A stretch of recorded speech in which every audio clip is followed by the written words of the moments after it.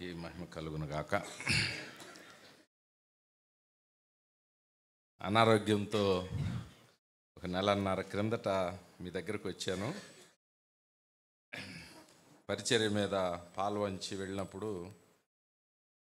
క్రింద పడడం జరిగింది. బాత్రూంలోంచి బయటకు వచ్చి ఆ తర్వాత కొంచెం కోలుకొని మరొకసారి మీ దగ్గరికి రావడం చాలా సంతోషం. సందర్భం వచ్చింది కాబట్టి ఒక మాట చెప్పి కొద్దిగా ఉపోద్ఘాతం చెప్పి ముందుకు వెళ్తాను. అయ్యగారు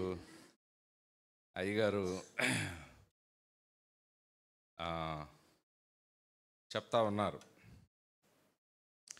సంఘానికి ఎలా ఉంటుందంటే అప్పుడప్పుడు వచ్చే మా లాంటి వాళ్ళ మీద మోజు ఎక్కువ ఉంటుంది. మీకోసం కన్నీరు గార్చి, మీకోసం ప్రాకులాడి, మీకోసం ప్రార్థన చేస్తూ, మీకోసం నిత్యము మీ ఎదురుగా ఉండడం బట్టి అలవాటుగా అయిపోయి ఎవరో సూట్ వేసుకొని వస్తే, కాస్త బూట్ వేసుకొని వస్తే, ఈ మధ్య నేను కూడా కొద్దిగా డ్రెస్ వేసుకొని వస్తాను, అలాగా టీవీల్లో కనపడితే మీరు ఆచరించకుండా భక్తి, మీరు ప్రార్థన చేయకుండా ఎవరో నా బోటు వాడు వచ్చి ప్రార్థన చేస్తే మీకేదో జరిగిద్దని అనుకుంటే అంతకన్నా మూర్ఖత్వం. మీరు వెళ్ళి చేయించుకొని కూడా రండి కావాలంటే. విశ్వాసం ఉంటే మీకు మీరు చేసుకున్నా జరిగిద్ది. విశ్వాసం ఉంటే మీ సేవకుడికి మించిన సేవకుడు అవసరంలా. నేను ఉద్యోగం చేస్తూ, నాకు ఉద్యోగానికి ముందు ఒక రకంగా చెప్పాలంటే ఉద్యోగం మధ్యలో వచ్చింది. కాస్త చిన్న చిన్న బైబిల్ స్టడీస్ తీసుకుంటూ ఉన్నటువంటి ఆ పరిస్థితుల్లో దేవుడు నువ్వు అలా కాదు పరిచర్య చేయాల్సింది. ఎందుకంటే అప్పటికి మా అమ్మగారు చనిపోయారు, మా నాన్నగారు ఉన్నారు. మా అమ్మగారు చనిపోయిన తర్వాత మా నాన్నగారు ఎలా ఉంటుందో తెలియదు కాబట్టి మా అమ్మ పెన్షన్ ఒకటి వస్తుంది, ఒక 4-5 వేల రూపాయల పెన్షన్. ఎందుకంటే రిటైర్మెంట్ అయితే ఎక్కువ పెన్షన్ వస్తుంది. బ్రతికున్నప్పుడు ఉద్యోగంలో ఉన్నప్పుడు చనిపోయారు కాబట్టి చిన్న ఫ్యామిలీ పెన్షన్ అని వస్తుంది. ఆ ఏటీఎం కార్డు తీసుకొని మా నాన్నగారు అది తీసుకుంటే మాకు ఇవ్వడని మా దగ్గర పెట్టుకొని చదువుకుంటూ ఉద్యోగం తీసుకున్నాం. ఈలోపు పరిచర్య చేస్తూ ఉన్నాం. మధ్యలో దేవుని ఆలోచన విధానమేమో, ఒకసారి నాకు ఉద్యోగం రాకపోతే మొదటి అటెంప్ట్లో 3 సంవత్సరాల ప్రయాస తర్వాత 2 మార్కుల్లో నాకు ఉద్యోగం మిస్ అయిపోతే చాలా దుఃఖంతో నా విశ్వాసం కదిలిపోయింది. అప్పటికి నేను దేవునిలో కొంతమందిని నడిపించా, కొన్ని సభల్లో మాట్లాడుతున్నా, అంటే చిన్న చిన్న పల్లెటూరులో మాట్లాడుతూ ఉన్నా. అప్పుడు మరలా మోకరించి ప్రార్థన చేశాడుగా, ప్రభువా 3 సంవత్సరాలు గడిచిన తర్వాత ఇప్పుడేమన్నా సేవకి వెళ్ళమంటావా? ఎందుకంటే ఉద్యోగం రాలేదు. నేను దేవుల్లోకి నడిపించిన వాళ్ళు ఆల్ ఇండియా సర్వీస్లోకి వెళ్ళిపోయారు. నేను దేవుల్లోకి నడిపించిన వాళ్ళు గ్రూప్ 1 సర్వీస్లోకి వెళ్ళారు. నేను దేవుడు గొప్ప దేవుడు అని చెబుతూ ఆ దేవుని కార్యం నా జీవితంలో జరగనప్పుడు నాకు ఇంకా నా ప్రశ్న అర్థమైపోయింది. నా జీవితం ఇంక నేను ఎవరికేం చెప్పలేను, మౌనం వహించాను ఆ హాస్టల్లో. ప్రభువా ఒకవేళ ఇంటికి వెళ్ళిపోయాను, దుఃఖంతో ఉన్న మా అక్క మా తమ్ముడు వీళ్ళందరూ ఉండి ఒకవేళ పరిచర్యకి వెళ్తానంటే కూడా మాకు సంతోషమేరా అని అంటే, కొద్దిగా వాక్యం చిన్నప్పటి నుంచి మా అమ్మగారు నేర్పించారు కాబట్టి, మీరు ఎప్పుడూ కూడా సేవకులుగా ఎదుటోళ్ళ మీద చేయి జాపకూడదు, కావాలంటే మీరు ఉద్యోగం చేస్తూ సేవ చేయండి అనే మాటలు మా మనసులో ఉన్నాయి. అందుకని కొంచెం ఫ్యాన్ పెడతారా టమాటో. అందుకని అయినా సరే ఉద్యోగం రాకపోతే అడిగాను. పునాది కదిలిపోయింది. నేను ఇంతకుముందు ఒకసారి చెప్పినట్టున్నాను, 6 నెలలు బైబిల్ని అటక మీద పెట్టేశా, ఒక్క వచనం కూడా చదవలా. ఇలాంటి దేవుడు అసలు ఉన్నాడా లేడా? లేకపోతే నేను ఎదుటోళ్ళకి చెప్పడానికి, ఎదుటోళ్ళు పిచ్చోళ్ళలాగా వాళ్ళు వింటున్నారు, వాళ్ళని పిచ్చోళ్ళని చేసి నేను చెప్తున్నానా? నా జీవితంలో అద్భుతం జరగనప్పుడు నాకెందుకు ఈ దేవుడు అని 6 నెలలు మొండికేసుకొని కూర్చున్నాను. సరే, తర్వాత ఆ సాక్ష్యం ఇంకొకసారి వచ్చినప్పుడు నేను స్పష్టంగా చెప్తాను. మీ అయ్యగారు సంపూర్ణ సేవకుడు, ఆయన బాధ్యత మీది, మీ బాధ్యత ఆయనది. నాకు బ్రతకడానికి నెలవారీ జీతం పెట్టాడు దేవుడు, నాకు అన్ని విధాలుగా వెళ్ళడానికి రావడానికి అవకాశం ఇచ్చాడు. ఎన్నటికీ నేను పూర్తి సేవకు నేను అప్పుడప్పుడు అనుకుంటు మీ అయ్యగారు లాంటి వాళ్ళు సేవకులను చూస్తే నాకు చాలా కొద్దిగా అసూయ ఉంటుంది, కొంచెం గౌరవం ఉంటుంది. ఎందుకనంటే నేను దీనికి పనికి రాలేదేమో, దేవుడికి సంపూర్ణ కాపరిగా సంఘాన్ని స్థాపించి మీ అయ్యగారు లాగా ఒకవేళ నా లక్షణాల్లో నా స్వభావంలో దీనికి నేను సెట్ కాలేదేమో, అందుకని దేవుడు నన్ను పిలవలేదు, స్వార్థికుడుగానే పిలిచాడేమో అని నేను అనుకుంటూ ఉన్నా. అందుకనే నన్ను పిలవని పిలుపును వాళ్ళకుంది కాబట్టి వారంటే నాకు చాలా గౌరవిస్తూ వారిని గణపరుస్తూ దేవుడిని చప్పట్లు కొట్టి వాళ్ళని గణపరుచుకుందాం. మన సేవకుని బట్టి గట్టిగా దేవునికి స్తోత్రాలు చెల్లిద్దాం. హల్లెలూయా. గట్టిగా. నేను కాస్త స్పీడ్గా ఉంటాను కాబట్టి మీ బాధలు చెబితే ఏమట్టాగే చెప్పిద్ది, వదిలే రేపు రమ్మని అంటానేమోనని నన్ను జైలా కాపరికి దేవుడు. కానీ మీ అయ్యగారు ఓపికగా మీ గురించి ప్రార్థన చేస్తూ, నేను కాపరులందరినీ చూస్తున్నా, వాళ్ళు చాలా సౌమ్యంగా ఓర్పు కలిగి మెత్తగలిగి మీతో మాట్లాడతాడేమో కానీ కాస్త నవ్విస్తానికి సంఘం మీద ఉన్నటువంటి భారం, ఎప్పుడు మీ గురించి ఉన్నటువంటి ఆలోచన సంఘ కాపరిగా మన కాపరికి ఉండడం అనేది సత్యం గారికి ఉండడం చాలా సంతోషం. అందుని బట్టి నేను దేవుని గణపరుస్తున్నాను. నాకు ఆ కాలింగ్ లేదు ఇప్పుడు దాకా. నేను ఓపెన్గా ఎప్పుడు చెప్పలే విషయాలు మీ దగ్గర చెప్తున్నా. ఒక ఆత్మీయ బంధం మీకు నాకు ఏర్పడుతుంది కాబట్టి నేను కొద్దిగా ఓపెన్ చేసి చెప్తా ఉన్నా. ఇప్పటివరకు నాకు ఆ పిలుపు లేదు, ఉందో లేదో నాకు తెలియదు. భవిష్యత్తులో ఇప్పటివరకు నేను ఉద్యోగం చేస్తూ ఇలా పిలిచిన చోట వాక్యం చెప్పి సంఘాలను బలపరిచి, సంఘాలు అక్కడ బలపరచబడకపోతే నేను అక్కడ నిలబడడం వృధా అని అనుకునేటువంటి వ్యక్తిని. దేవునికి స్తోత్రం కలుగును గాక. రాత్రి నుంచి నాకు ఆరోగ్యం బాగాలేదు. నేను ఎందుకు ఒప్పుకున్నానా అనే ఆలోచనలోకి వెళ్ళా. మా మేడం గారికి ఆమె ఆఫీసులో అంటుకుంది, అది పాపకు అంటుకుంది. నేను విడిగానే పాప చిన్నపిల్లలు తిరిగి కొడుతుంటారు కదా నిద్రలో అని, నాకు నా శరీరం బాగా నేను యాంటీబయాటిక్స్ పెయిన్ కిల్లర్స్లు ఉన్నాను, లెగవటం కష్టం కూర్చోవడం కష్టం అన్నప్పుడు ఎవరు లేకుండా ఒక్కడనే పండుకుంటున్నా. ఎందుకంటే మా పాప మామూలు కొడతా ఉండి చుట్టూ గోడ ముళ్ళు తిరిగినట్టు తిరుగుతూ ఉంటుంది, బెడ్ మీద కొడతా ఉంటుంది. రాత్రి నా దగ్గరే పండుకుంది.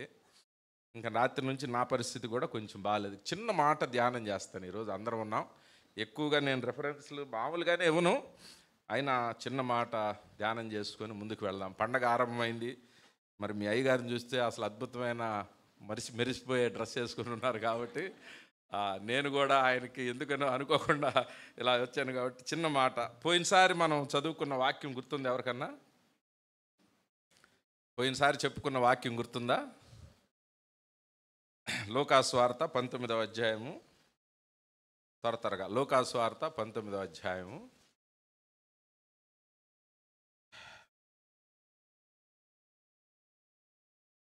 5వ వచనం ఒక్కటే చదువుదాం, టైం లేదు కాబట్టి. యేసు ఆ చోటికి వచ్చినప్పుడు, యేసు ఆ చోటికి వచ్చినప్పుడు కన్నులెత్తి చాలు. యేసు అందరం కలిసి చెప్దామా?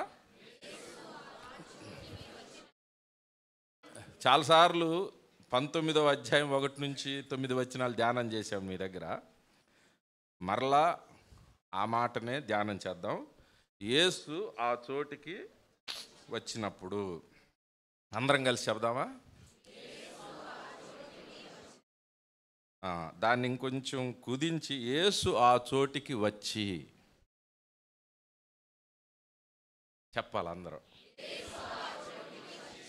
ఒకసారి ఆ చెట్టు దగ్గర జక్కయ్యని ఊహించుకొని మనం మాట్లాడుకుందాం. యేసు ఆ చోటికి వచ్చి మీ గురించి కూడా మొట్టమొదట దేవుడు మిమ్మల్ని ఎలా దర్శించాడో దాన్ని జ్ఞాపకం చేసుకొని ఈ మాట చెబుదాం. యేసు నా చోటికి వచ్చి చెప్దాం అందరం కలిసి. మహాపరిశుద్ధుడా, ప్రేమ కలిగిన తండ్రి, మీరు రక్తమిచ్చి కొన్న సంఘము, మీ సంఘ కాపరిని బట్టి నీకు స్తోత్రాలు చెల్లిస్తూ ఉన్నాం. కొన్ని నిమిషాలు ఈ ప్రాంతాన్ని మీ స్వాధీనం చేసుకోమని వేడుకొంచున్నాం. బలహీనులము నాయనా, మేము మురికి గుడ్డల వంటి వారం, అయోగ్యుడను ప్రభువా. నీ సంఘంతో నీవు మాట్లాడితేనే బ్రతికిద్ది నాయన.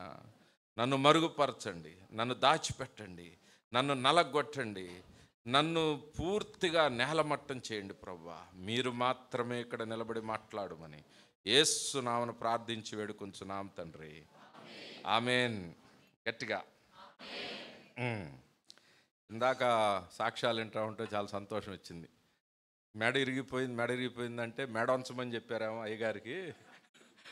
మెడ వంచి ఇంకొక సహోదరి కూడా చక్కగా తన సాక్ష్యం కోడలు గారు అని చెప్పారు. తర్వాత ఇంకో సహోదరి కూడా బాబు గురించి చెప్తా ఉంది. తన బాప్తీసానికి సిద్ధపడిన ఈ పరిస్థితుల్లో తర్వాత మిగిలిన ఇంకొక సహోదరి కూడా కరోనా నుంచి ఎదురు చూస్తూ ఉంది. అనుకుంటుంది కానీ చేయలేకపోతుంది బాప్తిస్మని. బిడ్డని ప్రాణాలు కోల్పోయే పరిస్థితిలో బిడ్డని కాపాడుకున్నటువంటి ఆ తల్లి కన్నీరు ఇవన్నీ చూస్తూ ఉన్నప్పుడు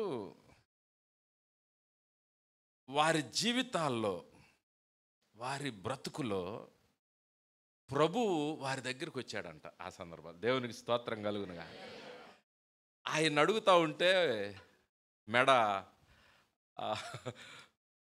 మా అక్క మెడ ఉంచమని చెప్పింది అంటాడేమో అయ్యగారు అనుకున్నా నేను. ఆపరేషన్ల వరకు అడిగారు. తనంటా ఉన్నాడు, నేను బాప్తిసం తీసుకుంటాను, బలవంతాన్ని ఏమన్నా ఇస్తున్నారా, లేకపోతే అడుగుతూ ఉంటే కాదు నాకు ఇచ్చేసేయండి అంటున్నాడు. తెలిసి తెలియని మాటలు కదా, మీరు ఇవ్వండి అయ్యా అనుకుంటా నాకు ఇచ్చేసేయండి అంటున్నాడు. అంటే ఆయన దగ్గరకు యేసు వచ్చాడంట. అది రావడం బట్టే తన ఒక నిర్ణయాన్ని తీసుకున్నాడు. జక్కయ్య గురించి చాలా లోతుగా మనం ధ్యానం చేస్తూ ఉన్నాం చాలాసార్లు ఇక్కడ మన మందిరంలో కూడా.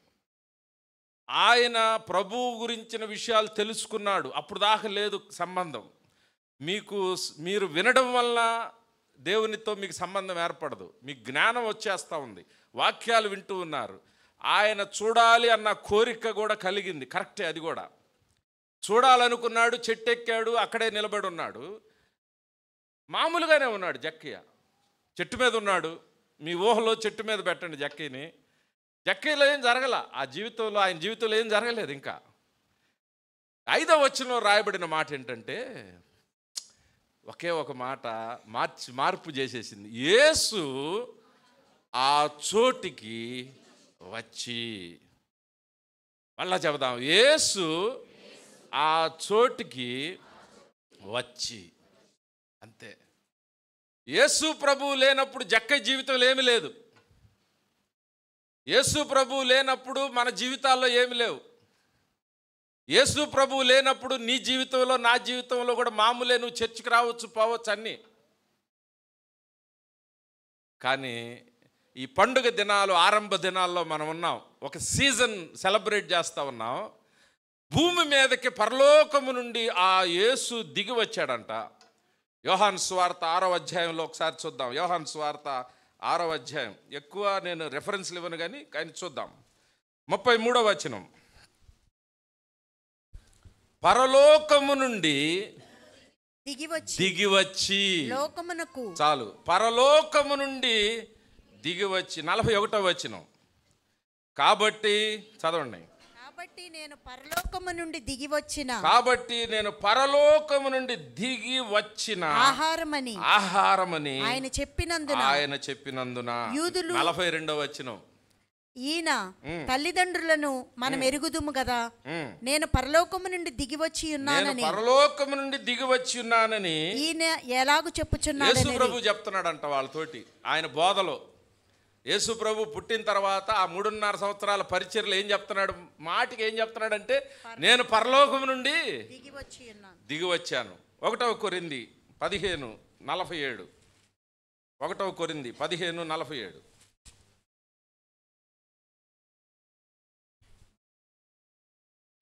మొదటి మనుష్యుడు భూ సంబంధి అయి మంటి నుండి పుట్టినవాడు. రెండవ మనుష్యుడు పరలోకము నుండి వచ్చినవాడు. యేసు ప్రభు గురించి క్రిస్మస్కు ఉన్నటువంటి మూలం, క్రిస్మస్కు ఉన్నటువంటి కీలకమైనటువంటి అంశం ఏంటో తెలుసా? బెలూన్లు ఇవన్నీ కాదు, క్రొత్త బట్టలు కాదు. ఒకవేళ క్రొత్త బట్టలు వేసుకొని మందిరంలో కూర్చున్నా, పాత బట్టలతో ఒక బొచ్చ పట్టుకొని ఒక భిక్షగాడు బయటుండి ఆయన మనస్సులో ఆ ప్రభువుని తలుచుకుంటే వాడి దగ్గరే క్రిస్మస్ ఉంటుంది, మన దగ్గర ఉండదు. దేవునికి స్తోత్రం కలుగునుగా. బాగా లగ్జరీ కార్స్లో తిరుగుతూ, గొప్ప గొప్ప ఇళ్లల్లో తిరుగుతూ, గొప్ప గొప్ప ఉద్యోగాలు చేస్తూ, నీతి పనులు నీతి కార్యాలు చేస్తూ, పేదవారికి అండగా ఉంటూ ఉన్నా సరే, నేను ఇంకొక కోణం చెప్తున్నా, లేనివాడు వాడి హృదయంలో ప్రభు ఉంటే క్రిస్మస్, ఉన్నవాడు అంత నీతి కలిగిన వాడు, మంచి పనులు చేస్తున్నవాడు, దాతృత్వం కలిగిన వాడు, వాడి దగ్గర యేసు ప్రభు లేకపోతే వాడి దగ్గర కూడా క్రిస్మస్ లేదు. సో ఇక్కడ మూలం ఏంటో తెలుసా? యేసు ప్రభు అనే పదమే క్రిస్మస్ ఉండటం, క్రిస్మస్ లేకపోవటాన్ని నిర్దేశిస్తుంది. దేవునికి స్తోత్రం కలుగును గాక. మీ జీవితాల్లో ఎక్కువగా నేను విన్న దాన్ని బట్టి అన్ని కుటుంబాల్లో నుంచి వచ్చిన సంఘం ఇది. దేవుడు లేనప్పుడు మన జీవితం ఒక రాగుంది, యేసు వచ్చినాక మన జీవితాలు మారిపోయినాయి. మన జీవితాలు యేసు జక్కయ్య ఉన్న చోటుకు వచ్చాడంట, అంతే. జక్కయ్య జీవితంలో ఒక విప్లవాత్మకమైనటువంటి మార్పు, జక్కయ్య జీవితంలో ఒక క్రిస్మస్ ఆనందం ఆరంభం అయిపోయింది. జక్కయ్య క్రిస్మస్ చేసేసుకుంటున్నాడు. అప్పుడు అంతకుముందు ప్రభు పుట్టినా సరే అతని జీవితంలో క్రిస్మస్ లేదు. ప్రభు జన్మించి 30 ఏళ్ళు అయిపోయింది అప్పటికే భూమి మీద. వాక్యం చెబుతూ ఉన్నాడు, అనేక మందిని దర్శిస్తూ ఉన్నాడు యేసు ప్రభు వారు. కానీ జక్కయ్య జీవితంలో క్రిస్మస్ ఎప్పుడు ఆరంభమైంది?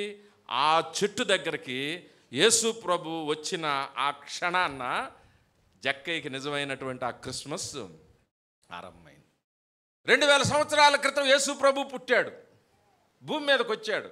నేను దిగి వచ్చిన ఆహారాన్ని, మోషే మన్నాని మీకు కురిపించలేదు, ఆ దేవుడే మీకు కురిపించాడని చెబుతూ 6వ అధ్యాయం యోహాను సువార్తలో నేను దిగి వచ్చిన ఆహారాన్ని మీకు నేను దిగి వచ్చిన రక్షకుడు నేను అని చెబుతూ ఉన్నప్పుడు, ఆ పరిస్థితుల్లో ఎంతో కాలమైన మీ అందరి జీవితాల్లో, సత్యం గారి నాన్నగారి జీవితం దగ్గర నుంచి మీ అందరి జీవితాల్లో ఎప్పుడైతే దేవుడు మీరు కలుసుకున్నారో ఆ రోజే మీ క్రిస్మస్. దేవునికి స్తోత్రం కలుగును గాక. ఇది డిసెంబర్ 25 సార్వత్రిక క్రిస్మస్. ఇది అందరికీ ఇవ్వబడింది, సకల జనులకు సంతోషం ఇది. కానీ మీకు వ్యక్తిగతంగా సంతోషం, మీరు దేవుడిని ఏ రోజైతే తెలుసుకున్నారు. చాలామంది, కొంతమంది నేను ఫలానా సంవత్సరం, ఫలానా నెల, ఫలానా రోజు నేను దేవుని నమ్ముకున్నానని నేను చెబుతాను. అది వాళ్ళ క్రిస్మస్. దేవునికి స్తోత్రం కలుగును గాక. జక్కయ్య గురించి రాయబడిన మాట, యేసు ఆ చోటికి వచ్చాడంట. దేవునికి స్తోత్రం కలుగును గాక. ఇలాంటి మందిరం ఉండి, ఈ మందిరం ద్వారా అనేక మంది రక్షించబడతా ఉంటే మీ జీవితాల్లో, మీరందరూ రక్షణలోనికి వస్తూ ఉంటే, ప్రభువారు వచ్చిన చోటు ఈ చోటు, ప్రభువారు వచ్చి ఈ చోటుకు వచ్చి ఏం చేశాడు తెలుసా? పేరు పెట్టి పిలిచాడంట జక్కయ్యని. మిమ్మల్ని అందరినీ పేరున ప్రభు దర్శించాడు కాబట్టే మీరు ఇక్కడ ఈ స్థలంలో మీరున్నారు. మనం ఒక్కొక్కసారి ఏం చేస్తామంటే, ఏముందులో అందరిలో నేను కదా ఒకడిని అని అనుకుంటాం మనం. మీరు ఒక్కసారి నేను చెప్పే మాట జాగ్రత్తగా ఆలకించండి, ఇక పుంజుకుంటారు మీరు బలాన్ని. మిమ్మలను వ్యక్తిగతంగా ఆయన పిలుచుకున్నాడు కాబట్టే మీరు ఇక్కడ ఉన్నారు. లేకపోతే మీరు సమస్య లేదు, మీరు అసలు ఇక్కడ ఉండేవాళ్లే కాదు. ఏదో వచ్చాను అనుకుంటున్నారేమో మీరు, యాదృచ్ఛికంగా ఐ కేమ్ హియర్ అని మీరు అనుకుంటున్నారేమో. ఏదో ప్రమాదవశాత్తు ఇట్లా వచ్చానని అనుకుంటున్నారేమో. కాదు, మిమ్మల్ని ఆయన హస్తాల్లో చిక్కుకొని, ఆయన మీ గురించి భూమికి పునాదులు వేయబడక ముందే మిమ్మల్ని కుర్రవాళ్ళు, యవనస్తులు అంటారు, పెద్దవారు, మీ అందరి గురించి ఆయన మనస్సులో స్పష్టంగా ఈ బిడ్డ, ఈ వ్యక్తి అని అనుకున్నాడు కాబట్టే మీరు ఇక్కడ ఉన్నారు. దేవునికి స్తోత్రం కలుగును గాక. మిమ్మల్ని ప్రభు దృష్టిలో మీరున్నారు అని అనుకోవడం మీకు ఎంత సంతోషాన్ని వాళ్ళ, అంత గట్టిగా ప్రభువుని ఆరాధిస్తూ చప్పట్లు కూడా దేవుని మహిమపరుద్దాం. మీరు ఊహించాలా, నేను నా దేవుని దృష్టిలో ఉన్నానని ఊహించి చప్పట్లు కొట్టాలి. మనం గట్టిగా ఆయన స్తోత్రాలు చెల్లిద్దాం. ప్రభువా, నీ దృష్టిలో ఉన్నావు, మేమున్న చోటికి నువ్వు వచ్చావు ప్రభు, మా వీధిలోనికి వచ్చావు, మా ఇంటిలోనికి వచ్చావు, మా గృహంలోనికి వచ్చావు, మా జీవితాల్లోనికి నీవు. నేను ఒక్కొక్క పాయింట్గా చెప్పి మీకు చెప్తాను చూడండి. ఆ చోటు మీరు ఇక్కడికి వస్తే ఈ మందిరానికి అయ్యగారు ఎందుకు ఎత్తుకున్నారు కానీ మామూలుగా ఎప్పుడు ప్రసంగం చెప్పినా నేను లాస్ట్ ప్రసంగం అనుకునే ఉంటాను, సిద్ధపడిపోయి ఉంటాను నేను. కానీ మాట ఎత్తుకున్నారు కాబట్టి మందిరం గురించిన ప్రాముఖ్యత కూడా చెప్తాను. మీరు ఈ ప్రదేశానికి వస్తే దీన్ని ఎలాగ చూడాలి తెలుసా? ఒక పరిశుద్ధుడు ఒక పాపి కలుసుకునేటువంటి చోటు ఈ చోటు. దేవునికి స్తోత్రం కలుగునుగాక. ఈ చోటు ఒక పరిశుద్ధుడిని పాపిని సంధానకర్తగా చేసే చోటు ఇది. ఇక్కడే మీ క్రిస్మస్. అక్కడ బెత్లెహేములో క్రిస్మస్ మంది కాదు. వ్యక్తిగతంగా నీకు ఈ చోటు జక్కయ్య యేసు ప్రభువును కలిసేటువంటి చోటు.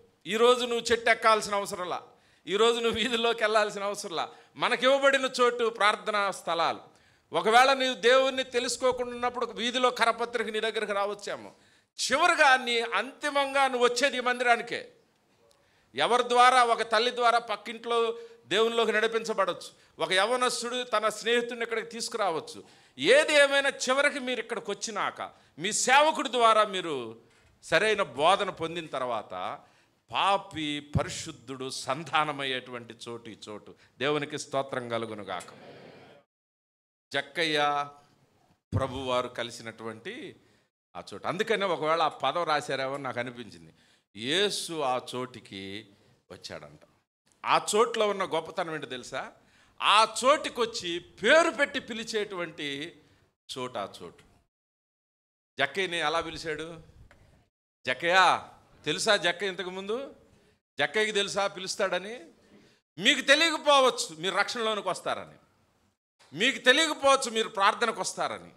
కానీ ముందుగానే పునాదులు వేయబడక ముందే, నీవు తల్లి గర్భములో మీరు రూపించబడక ముందే, మీరు భయంకరమైన విగ్రహారాధనలో ఉన్నప్పుడే, ఎవడయా దేవుడని మీరు ఎదురు తిరుగుతూ ఉన్న ఆ సందర్భాలకు ముందే మిమ్మల్ని దేవుడు చూచి వెతుక్కుంటూ మీ సేవకుని ద్వారా మీ దగ్గరకి, మీ వీధులకి, మీ గృహానికి, మీ ప్రాంతాలకి యేసు ప్రభు నడుచుకుంటూ వచ్చాడంట. దేవునికి స్తోత్రం కలుగునుగా. యేసు ఆ చోటికి వచ్చి చెప్పాలి అందరు గట్టిగా. ఇది ఒక రైముగా పాడాలి మీరు. యేసు ఆ చోటికి మీ గృహాలకు వచ్చాడు యేసు ప్రభు. మీ దగ్గరకు వచ్చి మిమ్మల్ని పేరు పెట్టి పిలిచేటువంటి యేసు ప్రభు. ఆ పరిశుద్ధతను పాపికి అంటించి పాపాన్ని తీసివేసి తన్ని పరిశుద్ధుడిగా చేసే ఆ చోటు. ఈ మందిరం యొక్క విలువ మోసపోబాకండి. మీరు ఏదన్నా ప్రార్థన బయట పెడితే వెళ్ళండి. పడుతున్నారు, లేస్తున్నారు, పడగొడుతున్నారు అనే వాటి మీద మీరు దృష్టి పెట్టి మీరేమి సాధించలేరు. నాకు ఒక ఆమె తెలుసు, ఎనికేపాడులోనే ఒక చోటకి ఇలాగే మందిరానికి వస్తూ ఉంటే రోజు చూసి అయ్యగారు కదా ఏముంది ఆయన దగ్గర అంటే, మీకు కూడా ఎప్పుడు ఎలా ఉంటుంది? నేను వాస్తవమే చెప్తున్నా. నాలాంటి వాడు ఎప్పుడో 2 నెలలకు ఒకసారి వస్తుంటే మీకు క్రొత్తగా ఉంటుంది. మీరు తినే తల్లి పెట్టే భోజనం రోజు గొణుకుతాం మనం, భార్య పెట్టేది రోజు గొణుకుతాం మనం. బయటికి వెళ్ళి వాడు చీమిడేస్తాడో చీపురుతో వేస్తాడో ఆ రోజు తిన్న వెంటనే బా ఏముందిరా అంటాం. రోజు ఆ భోజనం తినండి మీరు, వారంలో మీరు మంచం ఎక్కేస్తారు. తల్లి పెట్టిన భోజనాన్ని రోజు గొణుకుతుంటాం కానీ అదే ఆరోగ్యం మనకి. భార్య పెట్టిన భోజనం రోజు గొణుకుతుంటాం, అదే ఆరోగ్యం మనకి. మధ్యలో తిన్నది అది అప్పుడప్పుడు తింటేనే దానికి. ఆ తల్లి ఏం చేసిందంటే ఎనికేపాడు నుంచి ఒక మందిరానికి వెళ్ళింది. రోజు చూసే సత్యం గారే కదా, ఆయన దగ్గర పెద్ద శక్తి లేదేం లేదు, అక్కడైతే పడిపోతున్నారని చెప్పి వెళ్ళింది.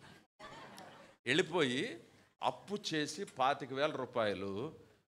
ఇక్కడ సేవకుడికి కష్టాలు ఉన్నాయి, ఇక్కడ సేవకునికి అవసరత ఉంది, ఇక్కడ సేవకుని యొక్క ఆలోచన వేరుగా ఉంది, పరిచర్య విధానం బాగుంది. కానీ నువ్వేంటో నీ ప్రార్థన చేయడం తెలియదు, మోకరించడం తెలియదు, కానీ కాసేపు ఒక అధ్యాయం చదవడం తెలియదు, కానీ ఎక్కడో కన్ను కప్పేసి దేవుడి దగ్గర నుంచి ఏదో ఒక మూట తీసుకొని వచ్చేద్దాం అన్నట్టుగా ఎవరి దగ్గరికి వెళ్తే, మన దేవుడు నిజమైన దేవుడు అయితే నువ్వు ఎక్కడికి వెళ్ళినా సరే నీ బ్రతుకు మారకుండా ఆశీర్వదిస్తాడా? నీ బ్రతుకు మారితే ఒక వ్యక్తిని బట్టి, ఒక సేవకుని బట్టి నీ ఆశీర్వాదం ఆపుతాడా? ఆపడు. ఈ లాజిక్ మీకు తెలియాలి, వాక్య జ్ఞానం మీకు తెలియాల.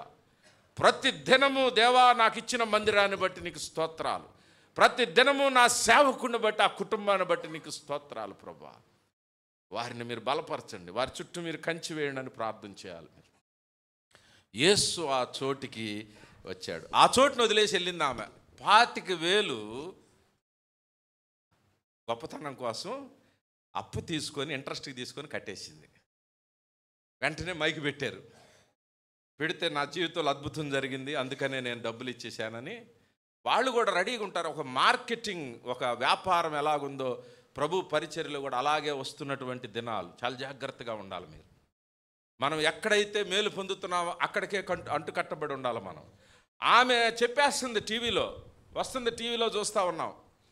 దేవుడు నా జీవితం, నేను ఒక టీవీ స్పాన్సర్ చేసేస్తున్నాను, నా జీవితంలో దేవుడు అద్భుతం చేశాడు అన్న. మరలా వచ్చింది ఆమె వెనుకే పాడు, అయిపోయింది. వాళ్ళకి కావాల్సిన బిట్టు వాళ్ళు తీసేసుకున్నారు, ఇక వదిలేశారు. నిన్ను కనీసం పట్టించుకోవట్లే. బిట్టు తీసుకున్నాక అమ్మ పక్కెళ్ళు నువ్వు రా అంటున్నారు. అయిపోయింది నీ పని, నువ్వు ఇంటికి వచ్చావు, పతనావస్థలోకి వెళ్ళిపోయింది. నువ్వు ఇంట్రెస్ట్ తీసుకొని డబ్బులు ఇచ్చావు. నీ కళ్ళ ముందు కనపడుతున్న సేవకుడు ఏ చోటైతే ప్రభు వచ్చున్నాడో మీకోసం, ఆ చోటుని మీరు వదిలి మరలా నువ్వు వెళ్ళిపోతే అప్పుల పాలైపోయి వికారి అయిపోయి ఎవరా నెతుకుతున్నారు చాలామంది అండి. ఎవరి గురించి చెప్తున్నారా నెతుకుతున్నారు నాకెళ్ళే. మీకు దొరికేటట్టుగా నేను చాలా వరకు చెప్పను నేను, కానీ ఈ ప్రాంతమే.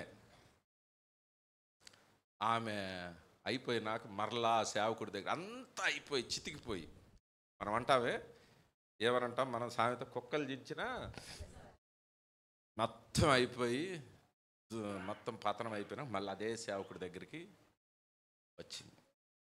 ప్రియ దేవుని సంగమా, మళ్ళీ ఆ సేవకుడు కట్టడం మొదలు పెడతా ఉన్నాడు. నేను వింటూ ఉంటాను కదా, అప్పుడప్పుడు ఏదో సాధిద్దాం, అప్పుడప్పుడు వచ్చిన వాళ్ళు ఎన్నటికీ గౌరవిద్దాం వాళ్ళని.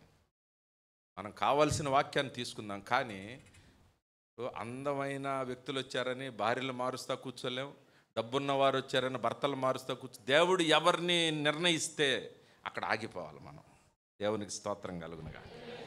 ఏ సేవకుడిని నిర్ణయిస్తే, నీకు ఏ చోటుని నీకు నిర్ణయిస్తే, ప్రభువు నీ కోసం వచ్చిన చోటు ఈ చోటు, ఇక్కడే నీకు పండగ, ఇక్కడే నీకు క్రిస్మస్. దేవునికి స్తోత్రం కలుగునుగాక. దేవుని స్తోత్రం కలుగునుగాక. పరిశుద్ధుడిని పాపిని కలిపేటువంటి చోటు, పేరు పెట్టి పిలిచేటువంటి చోటు. ఇక్కడికి వస్తే ఏం జరిగిందో తెలుసా? మీరు ఒక్కళ్ళే వచ్చి ఉండొచ్చు. ఒకసారి ఇంట్లో ఎవరికి తెలియకుండా పాపం ఆ తల్లి లేకపోతే ఆ చెల్లి ఎవరన్నా సత్యం గారి మందిరానికి వెళ్ళొద్దాం అన్న నన్ను పిలిచాడు, కరపత్రం ఇచ్చాడు, ఒకళ్ళ ద్వారా కబురు పెట్టాడు, ఆమెను తీసుకురండి అన్న. ఎలాగో మీరు ఇక్కడికి వచ్చారు, ఒక్కళ్ళే వచ్చి ఉండొచ్చు, చాటును వచ్చి ఉండొచ్చు, ఇంట్లో చెప్పకుండా వచ్చి ఉండొచ్చు. ఒక్కొక్కసారి మందిరానికి వెళ్తున్నాం, యేసు ప్రభు మందిరానికి వెళ్తున్నానని భర్త చేస్తే భార్య కూడా చేదరించుకునే కుటుంబాలు ఉన్నాయి. ఈడ చేతగాని వాడని. అయినా ఆ ప్రభువును బట్టి వచ్చి ఉండొచ్చు. నువ్వు ఒక్కడే వచ్చి ఉండొచ్చు. జక్కయ్య ఆ చెట్టు దగ్గర ఒక్కడే ప్రభువుని దర్శించాడు. ప్రభు అతన్ని దర్శించాడు, ప్రభు కోసం నిలబడ్డాడు. కానీ అతను పోయేటప్పుడు ఏం చేశాడు తెలుసా? యేసు ప్రభుని తీసుకొని తన ఇంటికి వెళ్ళాడంట. దేవునికి స్తోత్రం కలుగునుగా. నువ్వు ఒక్కదానివే వచ్చి ఉండొచ్చమ్మా, నువ్వు ఒక్కడివే వచ్చి ఉండొచ్చు. నువ్వు పోతూ నువ్వు ఒక్కదానివే వెళ్ళవు. నువ్వు ఎవరిని తీసుకుని వెళ్తావు? యేసు ప్రభుని చేయి పట్టుకొని ఆయన్ని నీ ఇంటికి నువ్వు తీసుకొని వెళ్ళే చోటు. ఇక్కడికి వస్తేనే యేసు ప్రభు దొరుకుతాడు. కొంచెం సిద్ధాంతపరంగా మీకు తెలియదు కాబట్టి ధైర్యంగా చెప్తున్నా. సిద్ధాంతపరంగా కొంచెం నేను ప్రక్కకు వెళుతున్నా. నేను చెప్పే మాట ఏంటంటే, నువ్వు ఈ మందిరానికి వస్తేనే ప్రభువుని తీసుకొని వెళ్ళే చోటు, దేవుని సన్నిధి ఉన్న చోటు. నీ సేవకుడు ఆ ప్రభువుని నీకు పరిచయం చేసినప్పుడు నువ్వు వెళ్ళేటప్పుడు ప్రభువుని తీసుకొని ఇంటికి వెళ్తావు. ఆ చెల్లి ప్రభువుని తీసుకొని ఇంటికి వెళ్తుంది. ఆ ప్రభు ఇంట్లో ఉన్నప్పుడు ధైర్యంగా ఉంటుంది. ఆ ప్రభు ఆ ఇంటి మొత్తాన్ని రక్షణలోనికి నడిపించే కార్యక్రమం మొదలు పెడతాడు. ఇక జక్కయ్య గురించి లాస్ట్లో రాయబడి, నేడు ఈ ఇంటికి చెప్పాల, ఇంటికి రక్షణ వచ్చిన. దేవునికి స్తోత్రం కలుగును గాక. అలా మన గృహాలన్నిటినీ రక్షణలో నడిపించిన దేవునికి గట్టిగా స్తోత్రాలు చెల్లిద్దాం. ఇంకా ఒకళ్ళిద్దరు ఆగి ఉన్నారేమో దేవుని నమ్ముకోక మీ ఇళ్లలో. ఏం కంగారు పడద్దు, ఏమి అధైర్యపడద్దు. యేసు మా చోటికి వచ్చి అని చెప్పండి. యేసు మా గృహానికి వచ్చి, యేసు మా వీధికి వచ్చి. మీరు రోజు ప్రార్థన చేస్తూ, ప్రభువా మా వీధిని కూడా దర్శించిన ఆయన, ఈ మార్గాల్లో నువ్వు నడువు ప్రభువా, మా ఇంటి ప్రక్క ముందు వెనక అందరు నేను నమ్ముకోవాలి ప్రభువా. బాగా కోపం ఉండి, ప్రభువా అసలు ఆ ఇంటికి మాత్రం నువ్వు రక్షణ ఇవ్వక అనేరు. అసలు రక్షించబడటానికి లేదు, అవతలోళ్ళు నన్ను బాగా ఇబ్బంది పెట్టారని అనుకోకూడదు. మనం ఈ రక్షణ భాగ్యం అందరి కోసం ఇవ్వబడింది. ప్రభువా మా వీధిని నువ్వు సంపాదించుకో ప్రభువా. వాళ్ళ కాలేజ్ స్టూడెంట్స్ ఉంటే ప్రభువా నా స్నేహితులు నువ్వు దర్శించు ప్రభువా. యేసు ఆ చోటికి వచ్చాడు. మొదటిదేంటి? పాపి పరిశుద్ధుడు కలిసే చోటు. రెండోది ఏం చెప్పాను నేను? పేరు పెట్టి పిలిచిన చోటు అది. మూడోది ప్రభువుని ఇంటికి తీసుకెళ్లే చోటు. ఆ చోటు అక్కడి నుంచి ప్రభువుని ఏం చేశాడు? ప్రభువుని ఇంటికి తీసుకువెళ్ళిన చోటు అది. ఆ చోటు ఎటువంటిదో తెలుసా? ఇంకో పాయింట్, నశించిన దాన్ని వెదకి రక్షించిన చోటు. మీరు ఒక్కొక్కసారి, నేను గతంలో ఒక్కొక్కసారి జారిపోయేవాడిని, ప్రార్థన తగ్గిపోయేది, తెలియకుండానే నేను ప్రార్థన తగ్గిపోయేది, జారిపోయేవాడిని ఆత్మీయంగా. నేను ప్రార్థన సహవాసంలో ఇట్లా మీ బోటి వాళ్ళతో ఉన్నంతసేపు బాగానే ఉండేవాడిని, కానీ దీని విలువ, దీని యొక్క ఆనందం అంతగా తెలిసేది. అలవాటు పడితే వచ్చే ప్రమాదం అదే. అందుకని ఎప్పటికప్పుడు రోజు దేవా నన్ను నూతనపరచు, ఆ వాత వేయబడిన మనసు తీసివేయని ప్రార్థన చేయాలి. అలాగ ఉండి తెలియక బిజీగానో, నేను కాలేజీలో ఉన్నప్పుడు జారిపోయినప్పుడు తెలియకుండా నా ముఖమంతా చీకటిమయమైపోయేది, తెలియకుండా నాలో పాపం వచ్చేసి ఉండేది, ప్రార్థన తగ్గిపోయి ఉండేది. అప్పుడు తెలిసేది, అరే నెల క్రిందట నేను ఎంత సంతోషంగా ఉన్నానా, నెల క్రిందట నేను ఎంత మంచి సహవాసంలో ఉన్నానా. మరలా దేవుడు నన్ను రక్షించి వెదకి ఆ యొక్క పందుల పుట్టులో నుంచి, ఆ పతనమైపోయిన తప్పిపోయిన ఆ స్థితిలో నుండి మరలా బయటకు తీసుకొని వచ్చి మరలా ఆనందం ఆ యొక్క సహవాసంలోనికి పెట్టినప్పుడు అనిపిస్తుంది, ప్రభువా ఇంకొకసారి పొరపాటును కూడా నేను జారిపోకుండా సహాయం దయచి. పాపిని వెదకి రక్షించేటువంటి ఈ చోటు. మీరు మందిరానికి రావడం ఆగకూడదు. ఏముందలే అన్నట్టుగా అనిపిస్తుంది. సాతానుడు అట్ట చెప్తా ఉంటాడు మనకి. ప్రార్థనకు చేయటం ఆపకూడదు, మందిరానికి రావటం ఆపకూడదు, సేవకునితో సహవాసం ఆగకూడదు. ఏముంది అన్నట్టుగా ఉంటుంది. కానీ మీరు ప్రార్థనలో ఉంటే వాటన్నిటి ఆలోచనలో నూతనత్వాన్ని ఇచ్చి, ప్రభువా ఈరోజు ఏం మాట్లాడబోతున్నావు, ఈ వారం ఏం మాట్లాడబోతున్నావు, నీ సేవకుడిని నిలబెట్టి నాకేం మాట్లాడుతున్నావు ప్రభువా, నా సమస్య ఇది, నా ఇబ్బంది ఇది, నా కూతురు, నా కొడుకు, నా భర్త, నా భార్య, నా వ్యాపారం, నా ఉద్యోగం, ప్రభువా నువ్వేం మాట్లాడబోతున్నావు, ఈ వారం అంతా నేను ప్రార్థన చేస్తున్నాను, నువ్వేం మాట్లాడతావని ఎదురు చూస్తున్నాను అని ఎదురు చూసేటువంటి చోటు ఈ చోటు. దేవునికి స్తోత్రం కలుగునుగాక. పరిశుద్ధుడు పాపిని కలుసుకునే చోటు, పేరు పెట్టి పిలిచే చోటు, ప్రభువుని ఇంటికి తీసుకుని వెళ్ళే చోటు. నాకు చాలా ఇష్టంగా అనిపించింది ఈ మాట. యేసయ్యని ఇంటికి నువ్వు ఇక్కడి నుంచి తీసుకొని వెళ్ళే చోటు. ఇంటికి తీసుకెళ్తే నీ భర్తకి, నీ భార్యకి, పిల్లలకి పరిచయం చేస్తావు. నువ్వు నశించిన దానిని వెదకి రక్షించినటువంటి ఆ చోటు. దేవునికి గట్టిగా స్తోత్రాలు చెల్లిద్దామా? జక్కయ్య జీవితంలో క్రిస్మస్ జరిగింది. ఆ రోజు ప్రభువుని ఆయన దిగి వచ్చాడు. జక్కయ్య కోసం ఆ చోటికి ఆయన వచ్చాడంట. జక్కయ్య క్రిస్మస్ ఏం చేసిందంటే, ఇంతకుముందు ధ్యానం చేశాం, ఆ ఊరికి సాక్ష్యాన్ని తీసుకొచ్చేసింది. మన జీవితంలో మనం కూడా యేసు ప్రభువుని దర్శించుకున్నాం. మనకు కూడా యేసు ప్రభు మన హృదయంలోనికి వచ్చాడు. మనకు కూడా క్రిస్మస్, వ్యక్తిగత క్రిస్మస్ ఒకటి జరిగింది మనకి. మరి ఈ క్రిస్మస్లో నుంచి నీవు ప్రభువుని ఇంటికి తీసుకొని వెళ్ళావా? ఈ క్రిస్మస్లో నుంచి నీవు పరిశుద్ధపరచబడ్డావా? లేకపోతే మాటికి అలాగే పడుతూ జారుతూ గొణుగుతూ సణుగుతూ ఉంటూ ఉన్నామా? ఒకసారి మనం ఈ పండుగ మాసంలో మనం ఆలోచించుకుందాం. అందుకనే ఇదొక హెచ్చరికగా ఈ పండుగలో మనం చూద్దాం. మొదటిది చెప్పండి, యేసు వచ్చిన చోటు. యేసు వచ్చిన చోటు. ఈ చోటు ఎటువంటిది? యేసు వచ్చిన చోటు. రెండోది చూద్దాం, ఆదికాండం 22వ అధ్యాయం. త్వరగా ఆదికాండం 22వ అధ్యాయం తెరవండి అందరూ కలిసి. ఆదికాండము 22వ అధ్యాయము 3వ వచనం.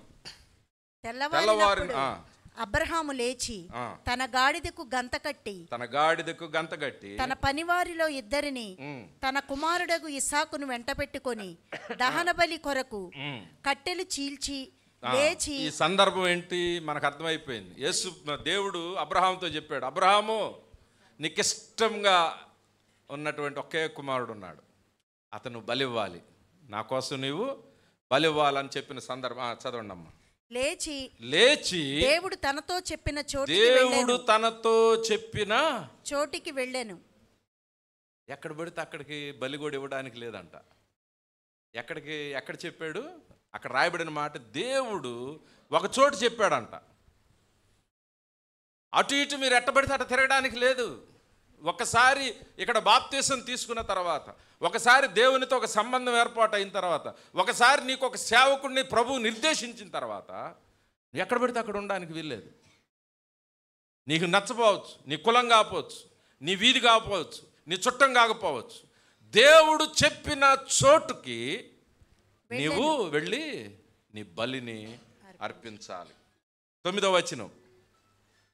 అలాగూ వారిద్దరూ కూడి వెళ్ళి దేవుడు అతనితో చెప్పిన చోటికి వచ్చినప్పుడు ఆ చోటికి వచ్చినప్పుడు దేవుడు ఒక చోటు చెప్పాడు, అబ్రహాం ఆ చోటుకి వచ్చాడు.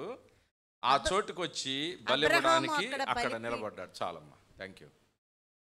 దేవుడు ఏ చోటు చెప్పాడో జక్కయ్య జీవితంలో యేసు వచ్చిన చోటుగా చూస్తున్నాం. మీకోసం ఆయన దిగి వచ్చాడు భూమి మీదకి, అది క్రిస్మస్. మీకోసం ఆయన భూమి మీదకి దిగి వచ్చాడు. మీకోసం ఆయన వ్యక్తిగతంగా వెతుక్కుంటూ మీ దగ్గరకు వచ్చాడు. మీరు కన్నీరు గార్చినప్పుడు ఆయన వచ్చిన దినాలు జ్ఞాపకం చేసుకోండి.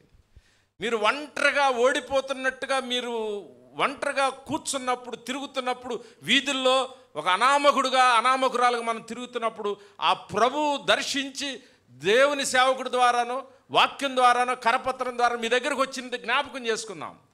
జీవితకాలం ఉదయమాన్నే లేచి మనం చెప్పాల్సిందే, ప్రభువా ఆ దినము అలాగే నువ్వు నా దగ్గరికి వచ్చావు, అందును బట్టి నీకు స్తోత్రాలు, అదే నాకు క్రిస్మస్ని ఇచ్చావు, నీకు వందనాలు అని చెప్పాలి.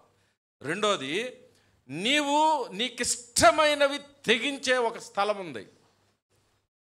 నీవు అతిగా ప్రేమిస్తున్నావేమో దేన్నన్నా, బ్రహ్మాండంగా అందంగా ఉన్నాను, రంగున్నాను, దాన్ని ఇచ్చేసేయమంటాడు దేవుడికి.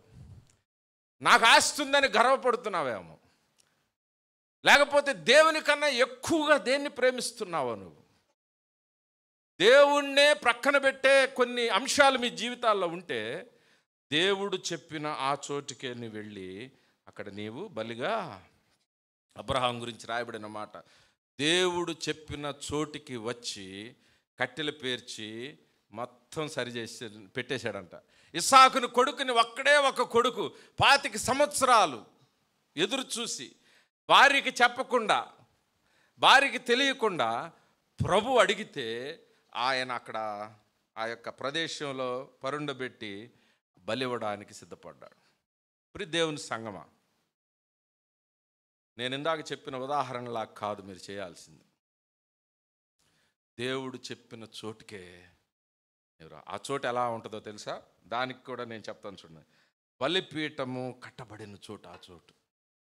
అక్కడ వెంటనే ఎప్పుడైతే ఇస్సాకును బలివ్వడానికి కత్తెత్తాడో, దేవుడు ఆకాశములో నుండి దిగి అబ్రహాముతో మాట్లాడుతూ ఉన్నాడు. ఏమనంటే, అబ్రహాము నువ్వు బలివ్వబాక, నీకు మారుగా, నీ కుమారునికి మారుగా ప్రత్యామ్నాయంగా పొదల్లో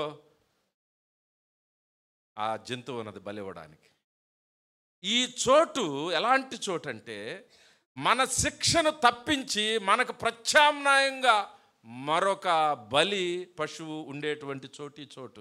దేవునికి స్తోత్రం కలుగును గాక. నీవు నేను శిక్ష అనిపించాలా?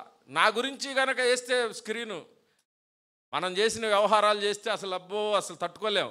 మీ గురించి చేసి నాకు స్క్రీన్లో పెడితే మనం తట్టుకోలేము మన పాపాలు. మనం శిక్షకు అర్హులమే. మన చూపు మంచిది కాదు, తలంపులు మంచివి కాదు, పక్కవారి గురించి మంచిగా ఆలోచించలేము. ప్రతి దానిలో కూడా పాపము నిండి ఉన్న ఈ పరిస్థితుల్లో, శిక్షగా అర్హుడనైన ఈ పరిస్థితుల్లో, శిక్షించబడవలసిన ఈ పరిస్థితుల్లో దేవుడు చెప్పిన చోటుకు వస్తే ప్రత్యామ్నాయంగా మనం బతికిపోతామంట. దేవుడు ఆ శిక్షలోనికి తన కుమారుడైన ప్రభువుని చూపిస్తాడంట. దేవునికి స్తోత్రం కలుగునుగా. చాలామంది దోషారోపణతో ఆత్మహత్యలు చేసుకుంటా ఉన్నారు. నాకెందుకు మార్కులు తక్కువైపోయినాయి, ఇందుకో నాకు మంచిగా భర్త లేడు, లేకపోతే భార్య లేదు, ఆత్మహత్య చేసుకోవాలని, సూసైడ్ చేసుకోవాలని, లేకపోతే వ్యసనాలకు బానిసైపోయి ఇలాగ వెళుతున్నటువంటి ఆ పరిస్థితుల్లో మీరు గనక ఆయన చెప్పిన ప్రదేశానికి వస్తే, ఆయన చెప్పిన చోటుకు వస్తే ప్రత్యామ్నాయాన్ని, శిక్ష నుంచి తప్పించేస్తాడు, డిప్రెషన్ నుంచి తప్పించేస్తాడు. మీరు అనుభవించాల్సిన ఆ పనిష్మెంట్, ఒకవేళ హత్య జరిగింది మీరే లోపలికి వెళ్ళాలి, కానీ ఆయన లోపలికి వెళ్ళి మీకు మారుగా మిమ్మల్ని బయటికి పంపించేటువంటి పరిస్థితి. దేవునికి స్తోత్రం కలుగునుగాక. ఆయన చెప్పిన చోటుకు వస్తే ప్రత్యామ్నాయం చూపించే చోటుగా ఈ చోటు మన జీవితాల్లో ఉంటుంది. ఒక్కొక్కసారి కుటుంబాలు శాపగ్రస్తంగా ఉంటాయి, తెలుసో తెలియకో. ఇప్పటికి కూడా నేను ప్రార్థన చేస్తూ ఉంటా. సమస్య వచ్చినప్పుడు, దుఃఖం వచ్చినప్పుడు, ఇబ్బంది వచ్చినప్పుడు. అమెరికాలో మా తమ్ముడు కూడా కార్ ఛార్జింగ్ చేస్తూ ఒక హోటల్కి వెళ్ళాడంట. 2 రోజుల క్రిందట నాకు ఫోన్ వచ్చింది.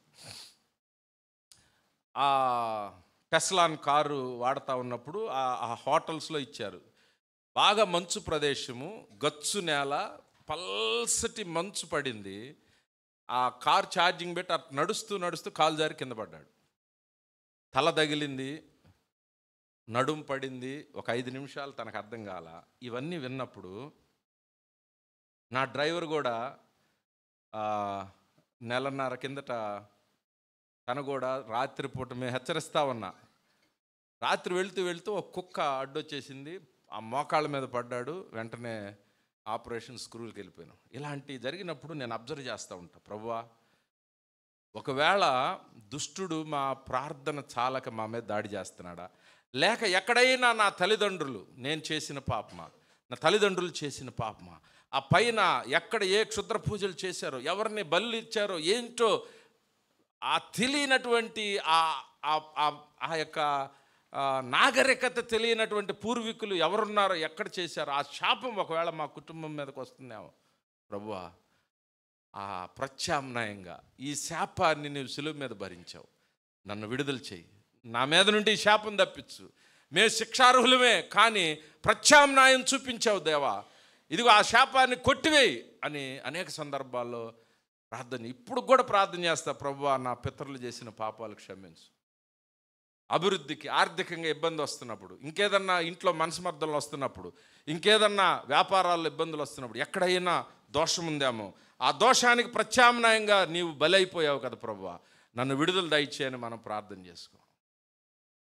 దేవునికి స్తోత్రం కలుగును గాక. యేసు వచ్చిన చోటు, దేవుడు చెప్పిన చోటు, ఆ చోట్లో మన బలిపీఠం కట్టుకోవాలంట. నీకు ఇష్టమైన వాటిని దేవుని దగ్గర నలగొట్టుకోవాలి. బాగా నీకు ఇష్టం అనుకోండి, ఒక్కోసారి బాగా తింటారు కొంతమంది, ఇంకా ఉండలేరు, తినడం తప్పు, విపరీతంగా తినేవాళ్ళు ఉంటారు. అది దాన్ని ప్లాన్ చేసుకొని పలానా చోటుకి వెళ్ళి ఆ బిర్యానీ కొనుక్కొని తెచ్చుకున్న దాకా వాళ్ళు నిద్రపోరు. ఇక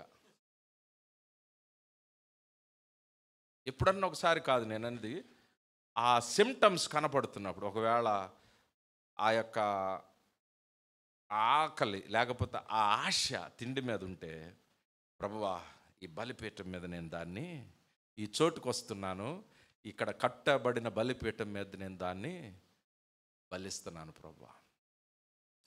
ఒకవేళ దేని గురించి నువ్వు గర్వపడుతున్నావేమో, ఏమిటి నీవు దేవుని కన్నా ఎక్కువగా చూసేది ఏముందో. ఒకవేళ కొంతమంది తెలియని ఉంటాయి, ఎదుటోళ్ళని చూస్తే చులకన, వాళ్ళని చూస్తే సింహాసనం వేసుకొని కూర్చుంటారు. కొన్ని కామెడీ బిట్స్ ఉంటాయి, మీరు కార్టూన్స్ మనసులో ఊహించుకొని సింహాసనం వేసుకొని కూర్చుంటుంటాయి, పిల్లులు ఎలుకలు అట్లాంటివి. వీళ్ళు మాత్రం ఇక్కడే ఉంటుంటారు. అలాగ మనం ఇక్కడే ఉంటాం కానీ మేము గొప్పవాళ్ళం అని చెప్పి సింహాసనం ఒక ఊహలు కట్టేసుకుంటారు, పెద్ద పెద్ద కోటలు. వాటన్నిటినీ ఈ చోటు, బలిపీఠం ఉన్న చోట్లో మనం వాటిని ముక్కలు నరికినట్టుగా, ఒక మాంసం కొట్టేవాడు నరుక్కున్నట్టుగా మన జీవితాలని నలగొట్టుకోవాలా. నలగొట్టబడే చోటు ఈ చోటు. ఇది దేవుడు చెప్పిన చోటు. వేరే చోటుకి వెళ్తే మీకు ఆశీర్వాదాలని చెప్పి వదిలేస్తారేమో. నలగొట్టబడే చోటు ఈ చోటు, మనకి ఇవ్వబడిన చోటు ఈ చోటు. అలాగే ఆ సంఘాలకు వారికి ఆ చోటు, నేను ఆ ప్రపంచానికి ఈ చోటు అని చెప్పి. అందుకని సిద్ధాంతపరంగా కొద్దిగా నేను అలా డీవియేట్ అవుతున్నా, మీరు జాగ్రత్తగా ఆలకించండి దీన్ని. మనకి ఇవ్వబడిన చోటు ఈ చోటు, మనకి చెప్పబడిన చోటు ఈ చోటు. అది నా ఉద్దేశం. ఇక్కడ మీరు నలుగొట్టుకోబడాలా, మిమ్మల్ని మీరు విరగ్గొట్టబడాలా, మీ హృదయము పూర్తిగా నేలమట్టమైపోవాలి. ప్రభువుకి ఇష్టమైన పాత్రగా ఆయన చేతుల్లో మీరు నలగొట్టబడాలి. మీతో మాట్లాడుతుంటే, మీరు మాట్లాడితే కంట తడి రావాలా. మీతో ఎవరన్నా బాధ పంచుకుంటే ఆ బాధ మీదిగా మీరు కూడా ఆ బాధలోకి వెళ్ళేటువంటి ఆ సున్నితత్వంలోనికి, ఆ విరిగి నలిగిన మనస్సులోనికి మనం రావాలా. అది ఎప్పుడు వస్తుంది తెలుసా? ఈ చోటుకి నువ్వు వచ్చినప్పుడు వస్తుంది. దేవునికి స్తోత్రం కలుగును గాక. ఇది దేవుడు మనల్ని పరీక్షించే చోటు. ఈ చోటు అబ్రహామును పరీక్షించాడు. ఆ చోట్లో అబ్రహాం పాస్ అయిపోయాడు. ఇక్కడ నుంచి వాక్యం చెప్పబడుతున్నప్పుడు, ఇక్కడ నుంచి మీతో దేవుడు మాట్లాడుతున్నప్పుడు, తన సేవకుల ద్వారా మాట్లాడుతున్నప్పుడు మిమ్మల్ని పరీక్ష చేస్తాడు దేవుడు. నన్ను కూడా పరీక్ష చేస్తాడు, మన అయ్యగారిని పరీక్ష చేస్తాడు. ఈ చోటు, ఇక్కడ పరీక్ష ఉంది, హెచ్చరిక ఉంది, గద్దింపు ఉందంటే ఏడు నుంచి వెళ్ళిపోయి వేరే చోటుకి వెళ్ళారు. మనకి ఇవ్వబడిన చోటు ఈ చోటు. ఇది మనల్ని పరీక్ష చేసే చోటు, మనం బలిపీఠాలు కట్టుకునే చోటు ఈ చోటు. దేవునికి స్తోత్రం కలుగును గాక. మనకు మారుగా, ప్రత్యామ్నాయంగా మనం అనుభవించవలసిన శిక్షని దేవుడు తన మీదకు తీసుకునే చోటు ఈ చోటు. దేవుని స్తోత్రం చెబుదాం గట్టిగా. ఆ చోటుకి పేరు పెట్టాడు 14వ వచనం, 22:14. త్వరగా. అబ్రహాము ఆ చోటికి యెహోవా ఈరే అని పేరు పెట్టాను. అందుచేత దానికి అర్థం ఏంటి? యెహోవా ఆయనే చూచుకునే చోటు. దేవుని స్తోత్రం కలుగును గాక. మనల్ని ఆయనే చూచుకునే చోటు. నీకు మార్కులు కావాలా? ఆయన చూచుకునే చోటు. నీ ఆరోగ్యం కావాలా? ఆయనే చూచుకునే. ఏ సమస్యల్లో ఉన్నా, ఏ పరిస్థితుల్లో ఉన్నా, ఈ చోటుకి, ప్రభువు చెప్పిన చోటుకి నీ వస్తే రాయబడిన మాట ఏంటో తెలుసా? అబ్రహాం పేరు పెట్టాడు. ఆయన ఆ చెమట రక్తంగా మారిన పరిస్థితులు, సొంత కొడుకుని ఇచ్చే పరిస్థితులు, టెన్షన్ పడిపోయి ఒకవేళ ఏదన్నా గుండె బలహీనంగా ఉంటే హార్ట్ అటాక్ వచ్చే పరిస్థితులు. ఇక అయిపోయింది తన జీవితం, కొడుకును కోల్పోతే ఇంకేముంటుంది? అలాంటి ఒక క్రైసిస్లో నుంచి బయట దేవుడు పెట్టినప్పుడు ఆయన ఇచ్చిన పేరేంటో తెలుసు? ప్రభువా, యెహోవా ఈరే, యెహోవాయే చూచుకున్ను. మీరు ఇక్కడికి వచ్చినప్పుడు యెహోవా ఈరే, నన్ను దేవుడు చూసుకున్న ప్రదేశం అని చెప్పాలి మనం. దేవుని స్తోత్రం కలుగును గాక. ఎన్నిసార్లు మిమ్మల్ని దుఃఖ సమయాల నుంచి బయట వేశాడు, ఎన్నిసార్లు మీరు మీ గోడు వెళ్ళగట్టుకున్నారు ప్రార్థనలో, మీ సేవకుడి దగ్గర కానీ, మీ ప్రార్థన తల్లి దగ్గర కానీ. ఈరోజు వాటిని దాటించాడు. యెహోవా ఈరే, యెహోవాయే చూచుకొను. దేవునికి స్తోత్రం కలుగును గాక. ఇక్కడికి రాకుండా వేరే చోటకి కూడా వెళ్ళొచ్చు అబ్రాం. ప్రభువా, ఉండకొడుకు నీయమన్నావు, ఇక ఇస్తున్నాళ్ళకి ఎందుకు ఏడైతేమి, ఏడో చోట ఇచ్చేస్తాలే అని అనుకోవచ్చు లేదా? ప్రభువా, కానుక ఇవ్వాలా, నేను ఏడో చోట ఇస్తాలే అని మీరు కూడా అనుకోవచ్చేమో. అందుకని నేను 3 రెఫరెన్సులు చదివా. ఒక్క రెఫరెన్స్తో నేను మాట్లాడట్లా. దేవుడు చెప్పిన చోటికి, అబ్రహాము దేవుడు చెప్పిన చోటికి వచ్చాను, యెహోవా చెప్పిన చోటికి వెళ్ళి బలీమన్నాడు. ఆ చోటికి అబ్రహాం పెట్టిన పేరేంటంటే యెహోవా ఈరే. అక్కడికి వచ్చాడు కాబట్టి ఆ గొర్రె పిల్ల ఆ పొదల్లో దొరికింది. వేరే చోటకి వెళ్తే చెప్పండి, వేరే చోటకి వెళ్తే ఇక్కడ ఒక పాయింట్ మీరు గమనించాలా. నీ వాళ్ళని, నీ బిడ్డల్ని కాపాడుకునే చోటు, నీ బిడ్డలు బలిచ్చే చోటు కాదు ఈ చోటు. పరీక్ష చేస్తాడంతే. ప్రత్యామ్నాయంగా గొర్రె పిల్లను చూపించి తన బిడ్డ అయిన ఇస్సాకుని అబ్రహాము కాపాడుకున్నాడు. తన వారిని కాపాడుకునే చోటు, నీ భర్తను కాపాడుకునే చోటు ఈ చోటు, నీ భార్యను కాపాడుకునే చోటు. మీరు ఇచ్చిన ప్రార్థన అంశాలు, ప్రార్థన చేసే స్త్రీలు ఇక్కడ రోజు ప్రార్థన చేస్తూ ఉంటారు. మీకు తెలియదు ఎవరు ఏ ప్రార్థనలో నుంచి మన బిడ్డలు రక్షించబడ్డారో. నీవు నీ వారిని కాపాడుకునే చోటు ఈ ప్రార్థన సహవాసం. దేవునికి స్తోత్రం చెల్లిద్దాం గట్టిగా. అర్థమవుతుందా లేదా మీకు నేను చెప్పేది? మీరు ఈ చోటుకి బద్దులై మీరు ఉండవలసిన వారై ఉన్నారు. గట్టిగా స్తోత్రం చెల్లిద్దాం దేవునికి. మీ వారిని కాపాడుకునే చోటు. అబ్రహాం కాపాడుకున్నాడా లేదా? కాపాడుకున్నాడా? ఇంకో చోటకి వెళ్ళి బలిస్తే బలిచ్చేసేవాడు, ఇస్సాకు చచ్చిపోయేవాడు, పుట్టి చేతులు వెనక్కి వచ్చేవాడు. దేవుడు చెప్పిన చోటుకి వెళ్ళాడు కాబట్టే అక్కడ దేవుడు ఏర్పాటు చేసి పెట్టాడు ప్రత్యామ్నాయాన్ని. మన బిడ్డల్ని కాపాడుకుంటాం, మన భార్యని రక్షించుకుంటాం, మన భర్తను రక్షించుకుంటాం, మన బిడ్డల్ని రక్షణలోకి తీసుకెళ్తాం. మన తల్లిదండ్రులు ఇంకా దేవుని నమ్ముకోకపోతే వారిని కూడా మనం కాపాడుకుంటాం. అందుకనే నేను రాసుకున్న మాట ఏంటంటే, తన వారిని కాపాడుకునే చోటు ఆ చోటు అంట. ప్రియ దేవుని సంగమ, మొదటిది చూసాం యేసు వచ్చిన చోటు, రెండవది దేవుడు చెప్పిన చోటు. ఇంకోటి త్వరగా నేను ముగిస్తాను. నేను ఎంత ముగించాలన్న టైం అయిపోతా ఉంది. ఆదికాండం 28 త్వరగా చూడండి. ఇక్కడే ఈసారి ఇది ముగించి ఏదైనా ఉంటే తర్వాత ఇంకొకసారి వచ్చినప్పుడు నేను 28:10 నుంచి. యాకోబు పండగ సార్, ఆ రోజు పండగ చెప్పకపోతే ఈ స్పీకర్ వేస్ట్ ఎత్తేసేయండి అంటారు సార్. అందుకని అదే 28:10. యాకోబు బయర్షబా నుండి బయలుదేరి హారాను వైపు వెళ్ళుచు ఒక చోట చేరి ప్రొద్దుగురుంకిన అక్కడ ఆ రాత్రి నిలిచిపోయి ఆ చోటి రాళ్లలో ఒకటి తీసుకొని తనకు తలగడగా చేసుకొని అక్కడ పండుకొనెను. అయిపోయింది. మనకు తెలుసు ఈ కథ అంతా కూడా. అబ్రహాము ఆ ఇస్సాకు యాకోబు బయలుదేరి వెళ్తా ఉన్నప్పుడు, భయపడిపోయి అన్న నుంచి బయలుదేరి వెళ్తా ఉన్నప్పుడు అలిసిపోయి ఒక చోటుకి వెళ్ళాడంట. ఆ చోటుని ఎన్నుకున్నాడు, ఆ చోటికి తలగడ పెట్టుకున్నాడు, నిద్రపోయాడు. ఆ రాత్రి దేవుడు ఆ చోటు దగ్గరికి పండుకున్న చోట్ల దర్శనమిస్తాడు. దేవుడు పరలోకానికి నిచ్చెన వేయబడినటువంటి ఆ దర్శనం, దేవదూతలు ఎక్కుతూ దిగుతూ ఉన్నటువంటి దర్శనం. నిద్ర లేచేటప్పటికి భయపడిపోతాడు. భయపడిపోయి యెహోవా 16వ వచనం, యాకోబు నిద్ర తెలిసి నిశ్చయముగా యెహోవా ఈ స్థలమందున్నాడు, అది నాకు తెలియకపోయెను అనుకొని భయపడి ఈ స్థలము ఎంతో భయంకరము, ఇది దేవుని మందిరమే గాని వేరొకటి కాదు, పరలోకపు గవినిదే. దేవునికి గట్టిగా స్తోత్రాలు చెల్లిద్దాం. గట్టిగా దేవునికి చప్పట్లు కూడా దేవుని ఆరాధిద్దాం. గట్టిగా దేవునికి స్తోత్రాలు చెల్లిద్దాం. నిద్ర మేల్కొన్న తర్వాత భయపడిపోయాడంట. అయ్యో, ఇది దేవుని మందిరం, ఇది భయంకరమైంది, మనం ఎలా పడితే అలా ఉండడానికి వీల్లేదు. ఇది దేవుని మందిరము, ఇది యెహోవా ఈ స్థలమందున్నాడు, ఇది పరలోకపు గవిని అని ఆయన చెప్తాడు. తిరిగి వెళ్ళి మరలా లాభా నుంచి తిరిగి వస్తూ ఉంటాడు. 35:7 చూడండి. 35వ అధ్యాయం 7వ వచనం.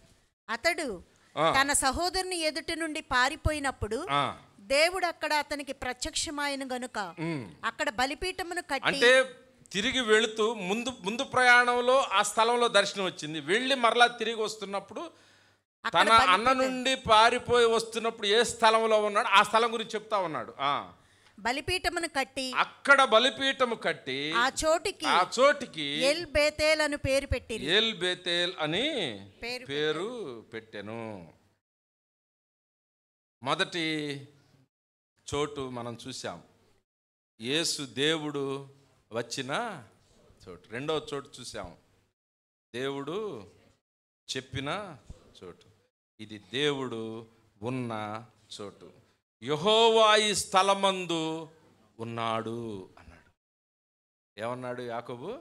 యెహోవా ఈ స్థలమందు ఉన్నాడు. 28వ అధ్యాయము 16వ వచనంలో. మూడవ మాట మీకు పరిచయం చేస్తున్నా, దేవుడు ఉన్న చోటి. మొదటిది దేవుడు వచ్చిన చోటు, అదే క్రిస్మస్. ఆ క్రిస్మస్లో నుంచి మనకు ఒక క్రమం ఇస్తున్నాడు. దేవుడు చెప్పిన చోటు, బలిపీఠం ఉన్న చోటు, నిన్ను నీవు నలగొట్టుకునే చోటు, నీ బిడ్డలకు ప్రత్యామ్నాయంగా శిక్షణ వేరే వాళ్ళు భరించే చోటు. ఇది నువ్వు శిక్ష పడాల్సిన అవసరంలా, నీ శాపాన్ని తప్పించుకునే చోటు, నీ బిడ్డలను కాపాడుకునే చోటు, నీ కుటుంబాలను కాపాడుకునే చోటు. మూడోది, ఈ చోటు ఎలాంటి చోటు తెలుసా? ఇది దేవుడు ఉన్న చోటు. ఎలా పడితే అలా ప్రవర్తించకూడదు మనం, ఎలా పడితే అలా ఆలోచించకూడదు మనం. దేవుడు ఉన్న చోటు. ఇక్కడ దేవుడు ఉన్నాడు అన్నట్టుగా ఉంటున్నావా? యాకోబుకి తెలిసింది, అయ్యో నాకు తెలుసుకోలేకపోయానే, ఇది దేవుని మందిరము, ఇది ఎంతో భయంకరమైన ప్రదేశము, ఇది యెహోవా గుమ్మము. గుమ్మం అంటే పరలోకానికి డైరెక్ట్గా వెళ్ళే ప్రదేశం ఉంటుంది. గుమ్మంలో నుంచి వెళ్తాం లోపలికి, పరలోకపు గుమ్మాలంట ఈ మందిరాలు. మనకి ఇది గుమ్మం, వేరే మందిరానికి అది, వేరే ప్రాంతానికి ఆ మందిరం గుమ్మం. అన్ని గుమ్మాలు దొక్కుతుంటారు కొంతమంది, ఏ గుమ్మంలోకి వెళ్ళరు వాళ్ళు. నీకొక గుమ్మాన్ని నిర్ణయించాడు, నీకొక మందిరాన్ని నిర్ణయించాడు, నీకొక సేవకుడిని నిర్ణయించాడు, నీకొక క్రమాన్ని నిర్ణయించాడు. దాన్ని మనం కట్టుబడి ఉండడానికి ప్రయత్నం చేద్దాం. ఇక్కడ 28వ అధ్యాయంలో చూస్తే, నేను దీని ఒక్కటి చెప్పి నేను ఇంకా ముందుకి కొన్ని ఉన్నాయి కానీ నేను ఆపేస్తాను. ఈ ఒక్కటి చెప్పి మిమ్మల్ని ధైర్యపరిచి నేను ముగిస్తాను. నిబంధన చేయబడినటువంటి చోటు అంటే ఈ చోటు. ఎందుకో తెలుసా? దేవుడు యాకోబుతో నిబంధన చేస్తాడు. యాకోబు అక్కడ రాసినటువంటి మాటలు చూడండి. అందులో మరియు యెహోవా 13వ వచనం, మరియు యెహోవా దానికి పైగా నిలిచి, నీ తండ్రి అయిన అబ్రహాము దేవుడని, ఇస్సాకు దేవుడని, యాకోబు దేవుడనని యెహోవాను, నీవు పండుకున్న ఈ భూమి నీకును నీ సంతానమునకు ఇచ్చేదను. ఇక్కడ నుంచి అద్భుతమైనటువంటి ఒక నిబంధన చేస్తాడు. ఈ భూమి నువ్వు ఎక్కడైతే పండుకున్నావో ఆ భూమిని నీకు ఇస్తాను యాకోబు. ఇదిగో నీ సంతతిని ఆశీర్వదిస్తాను, నీ సంతానమునకు ఇచ్చేదను. 14వ వచనం, నీ సంతానము భూమి మీద లెక్కకు ఇసుక రేణువులంత పెరుగును. భూమిని ఇస్తానన్నాడు, సంతానాన్ని పెంచుతానంటున్నాడు. నీవు పడమటి తట్టును, తూర్పు తట్టును, ఉత్తరము తట్టును, దక్షిణపు తట్టును వ్యాపించదు. అంటే నీవు ఆశీర్వదించబడతావు, నీ ప్రాకారములు తెరవబడతాయి, నీ వ్యాపారం తెరవబడిద్ది, ఆధ్యాత్మికంగా నీ కుటుంబాలనే రక్షణలోనికి వస్తాయి. నీవు ఇంత సమాధానం, ఇంత సంతోషమే ఉన్నట్టుంది నీ కుటుంబంలో, ఆ సంతోషం విశాలపరచబడుతుంది. కొన్ని రోజులే భర్తతో సంతోషంగా ఉంటున్నామేమో, 365 రోజులు సంతోషాన్ని ఇస్తాడు దేవుడు. తూర్పు, పడమర, ఉత్తర, దక్షిణ అన్ని వైపులా నిన్ను వ్యాపింపజేస్తాను నేను. నీ మూలముగాను నీ సంతానము మూలముగాను ఆశీర్వదించబడును. అసలు నిన్నే ఆశీర్వాదానికి కారకురాలుగా నేను చేస్తాను. ఇదిగో నేను నీకు తోడై ఉంటాను, నీవు వెళ్ళు ప్రతి స్థలమందు నిన్ను కాపాడుచు ఈ దేశమునకు నిన్ను మరలా రప్పించదు. నేను నీతో చెప్పినది నెరవేర్చు వరకు నేను నిన్ను. నిబంధన చేయబడినటువంటి ఆ చోటంట, ఒక మందిరము అని చెప్పబడిన చోట్లో నీతో దేవుడు నిబంధన. నువ్వు ఎంత నలగొట్టబడతావు ఇక్కడ. నీ దాసుడు, నీ సేవకుడు మాట్లాడుతున్నప్పుడు నీకు దేవుడు మాట్లాడేటువంటి మాటలు ఎలా ఉంటాయి తెలుసా? ఇలాంటి నిబంధన నీతో చేస్తాడు. ఇలాంటి మాట మీ హృదయంలో గుచ్చుకున్నప్పుడు అదే మీ వాగ్దానం.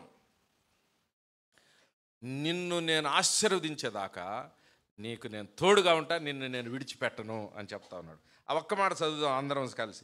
నేను నీతో చెప్పినది నెరవేర్చు వరకు, 15వ వచనం చివరి భాగం, నేను నీతో చెప్పినది నెరవేర్చు వరకు నిన్ను విడువనని. నాతో దేవుడు మాట్లాడింది నెరవేరే వరకు నన్ను విడువడు అని చెప్పండి అందరూ. నన్ను బయటేసే వరకు నన్ను విడవడు, నా బిడ్డలకు వివాహాలు జరిగే వరకు నన్ను విడవడు. ఈ సౌండ్ తగ్గింది, చిన్నోళ్ళు కదా మీరు చెప్పండి. నా వ్యాపారం అభివృద్ధి చెందేదాకా నన్ను విడవడు, మా మధ్య సఖ్యత వచ్చేదాకా మమ్మల్ని విడవడు, మా బిడ్డలకు ఉద్యోగాలు వచ్చేదాకా మమ్మల్ని విడవడు, మాకు భక్తి మూలమైనటువంటి ప్రధానమైన భక్తిగా మమ్మల్ని తీర్చిదిద్దేదాకా దేవుడు మమ్మల్ని విడవడు, ప్రార్థనా పరులుగా అయ్యేదాకా మమ్మల్ని దీనికి సౌండ్లు తగ్గిపోతున్నాయి చివరాట్లకి. ముందు ఆశీర్వాదాలకి సౌండ్లు పెరిగిపోతున్నాయి గారు, చివరాట్లకి మాత్రం సౌండ్ తగ్గిపోతా ఉంది. యాకోబుతో చెప్పిన మాట, నేను నిన్ను విడిచిపెట్టను. నువ్వు మధ్య మధ్యలో తప్పిపోయినా, నువ్వు నన్ను కాదన్నా, నేను దేవుణ్ణయ్యా, మనిషి లాంటి వాడిని కాదు, నిన్ను విడిచిపెట్టను. మీలాంటి స్వభావం నాది కాదు, నేను నిన్ను విడిచిపెట్టను. నువ్వు ఎదురు తిరుగుతున్నా, గుండెల మీద కొడుతున్నా, నా ప్రేమ వేరు, నేను నిన్ను విడిచిపెట్టను అంతే. తల్లిదండ్రులుగా మీరు మీ బిడ్డలను విడిచిపెడతారా? నా స్నేహితుడు ఒకడు ఉన్నాడు, వాడు భయంకరంగా ఎదురు వాళ్ళని కొడతాడు, డబ్బులు తీసుకుంటూ వస్తాడు. ఇంటికి వెళ్ళి కంప్లైంట్ చేస్తే వాళ్ళ అమ్మ ఏమంటుంది తెలుసా? అసలు ఆయన ఒక్క మాట అందు, మీ బిడ్డలు సరిగ్గా చూసుకోమ్మా, నీ బిడ్డ మంచోడేనా, నీ కూతురు మంచిదేనా అని మాట్లాడిద్ది. నాకు అనిపించిద్ది, అది మంచి వచ్చాడో నేను తర్వాత దాని గురించి ఆలోచిద్దాం. తల్లిదండ్రులు ఎంతగా బిడ్డలు వెనకేసుకొస్తారో మన ప్రభువు ఇంకా ఉన్నతమైనటువంటి. ఇప్పుడు ఆ పిల్లలు వాళ్ళ అమ్మని వాళ్ళ నాన్న ఇంట్లో ధరిమేస్తున్నారు, అది వేరే విషయం. కానీ తల్లి ప్రేమ, తండ్రి ప్రేమ గొప్పగా చూస్తున్న దినాల్లో దేవుడు చెప్పిన మాట, వాళ్ళు మర్చిపోయినా, వాళ్ళు వదిలేసినా, మీ జీవితంలో కార్యం చేసిన దాకా నేను మిమ్మల్ని వదిలిపెట్టను. దేవునికి స్తోత్రం కలుగును గాక. నిబంధన చేయబడిన చోటు ఈ చోటు, నిబంధన చేసే చోటు మనతోటి, పరలోక దర్శనాన్ని కలిగే చోటు ఈ చోటు. యాకోబుకి దర్శనం కలిగింది ఆ చోటులో. యెహోవా ఈ స్థలమందున్న చోటు అంట, దేవుడు ఉన్న చోటు, నిబంధన చేసే చోటు, దర్శనం కలిగే చోటు, స్థలము దేవుడున్న చోటు. ఈ చోటుకి ఇది దేవుని మందిరం, పరలోకపు గవిని. నీ ఇక్కడ ఇవ్వబడిన ఆశీర్వాదాలు వ్యాపిస్తావు, ఆశీర్వదించబడతావు. దేవుడు తోడై ఉంటాడు, నిన్ను కాపాడుతాడు. నెరవేర్చిందాకా నిన్ను విడిచిపెట్టకుండా ఉండేటువంటి దేవుడు. జక్కయ్య జీవితంలో, ఆ జీవితంలో క్రిస్మస్ని నాకు అనిపించింది. జక్కయ్య దగ్గరికి రావడం, జక్కయ్య క్రిస్మస్ అయింది. జక్కయ్య క్రిస్మస్లో ఇంటిల్లపాతి రక్షణలోనికి వచ్చేసింది. ప్రభువు వచ్చిన చోటు భూమి మీదకి ఆ రోజు దిగి వచ్చాడంట. ఆయన బెత్లెహేములోనికి మానవ రూపిగా దిగివచ్చి ఆ చోటు ఏ విధంగా ప్రపంచానికి క్రిస్మస్ తెచ్చిందో, ఈరోజు వ్యక్తిగతంగా మన జీవితాల్లో మన దగ్గరికి ఆ ప్రభు వచ్చాడు. నీ ఇంటి దగ్గరికి వచ్చాడు, అట్ ద డోర్ స్టెప్స్ అంటుంటారు. నీ గడప దగ్గరికి వచ్చాడు, నీ హృదయపు వాకిల దగ్గరికి వచ్చాడు ఆ దేవుడు. ఇంకా రక్షించబడకుండా, ఇంకా దేవుణ్ణి అంగీకరించకుండా, బాప్తీసం తీసుకోకుండా ఉంటే, ఇది 4 సంవత్సరాలు ఆ సహోదరి కరోనా నుంచి ఎదురు చూస్తుంది. నో, నీవు నీతిగా ఉండి ఎప్పుడో దేవుని బాప్తీసం తీసుకుని పాపాలను ఒప్పుకొని ఆ పూటకి బాప్తీసం తీసేసుకో. మిగిలిన సమయం దేవుడే నడిపిస్తూ ఉంటాడు. గొప్ప గొప్ప వ్యక్తులు, నువ్వు ఎప్పటికీ శుభ్రమై దేవుని దగ్గరికి రాలేవు. దేవుడిని రక్షకుడుగా చేసుకో. ఇక మిగిలిన ఆయన కార్యక్రమం నీ జీవితంలో, ఆ చోటికి రా చాలు. నువ్వు అంతే, దేవుడున్న చోటికి రా, దేవుడిని తీసుకొని నీ ఇంటికి వెళ్ళు. అద్భుతంగా నీవు నీ జీవితాన్ని మలుచుకుంటావు. ఆశీర్వాదకరం. దేవుడు నీతో నిబంధన చేస్తాడు, దేవుడు నిన్ను వ్యాపింపజేస్తాడు, దేవుడు నిన్ను తూర్పు, పడమర, ఉత్తర, దక్షిణాల వైపు వ్యాపింపజేస్తాడు. నీ సంతానాన్ని అభివృద్ధి చేస్తాడు, నీ బిడ్డల జీవితంలో ఆశీర్వాదం ఇస్తాడు, నీ కుటుంబం అంతా కూడా సంతోషంగా ఈ పండగ దినాల్లో ఉండేటట్టు చేస్తాడు. అటు రీతిగా దేవుడు మనకు సహాయం చేయనుగాక. మహాపరిశుద్ధుడా, ప్రేమ కలిగిన తండ్రి, నీకు స్తోత్రాలు. బలహీనంగా ఉన్న నన్ను, అనారోగ్యంగా ఉన్న నన్ను మరుగుపరిచి మీరు మాట్లాడుకున్నారు, నీకు స్తోత్రాలు. జక్కయ్య జీవితంలో మీరు దిగి వచ్చి, నడుచుకుంటూ వచ్చి, ఆ చెట్టు దగ్గరకు వచ్చి మీరు జక్కయ్యకి ఒక క్రిస్మస్ని ఇచ్చారు ప్రభువా.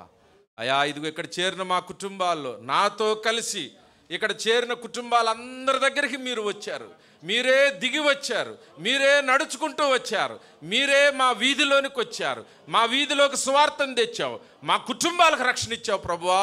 నీకు స్తోత్రాలు, స్తోత్రాలు, స్తోత్రాలు, స్తోత్రాలు, స్తోత్రాలు ప్రభువా. పాపులమైన మా కోసం నీ దిగి వచ్చావు, నీకు స్తోత్రాలు నాయనా. మాకు నీవు చెప్పిన ఈ చోటును, ఈ మందిరాన్ని మాకు ఇచ్చావు ప్రభువా. ఇక్కడ ఉన్న ఆశీర్వాదాలను మాకు వివరించావు. అటు రీతిగా మేము ఆశీర్వదించబడడానికి మాకు సహాయం దయచేయమని యేసు నామమున ప్రార్థించి వేడుకొంచున్నాం తండ్రి, ఆమేన్.